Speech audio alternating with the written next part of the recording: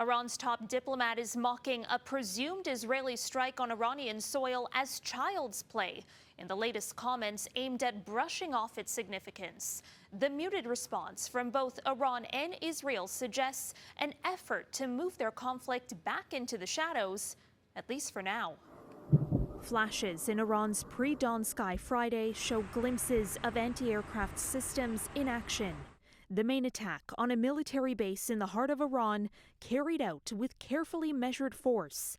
The nuclear labs nearby undamaged. What happened last night was not a strike. In an NBC News interview, Iran's foreign minister hinted at de-escalation, comparing the drones flying over the city of Isfahan to toys. They're more like toys that our children play with, not drones.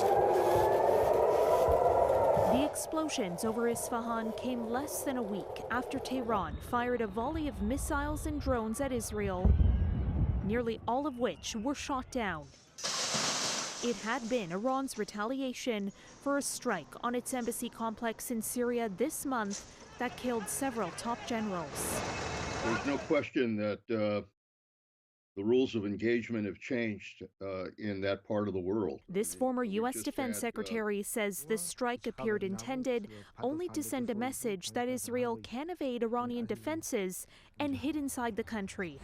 But even as the rivals appear to have stepped back from the brink, the goalposts of war in the region have moved.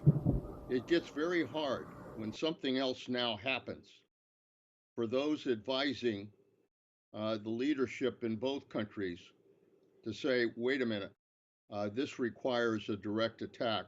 So once that appetite is there, I think it increases the danger. It doesn't reduce it.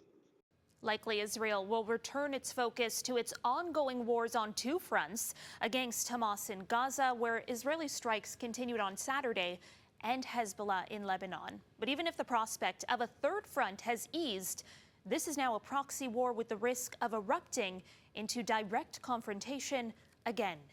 For City News, I'm Caryn Ceolin.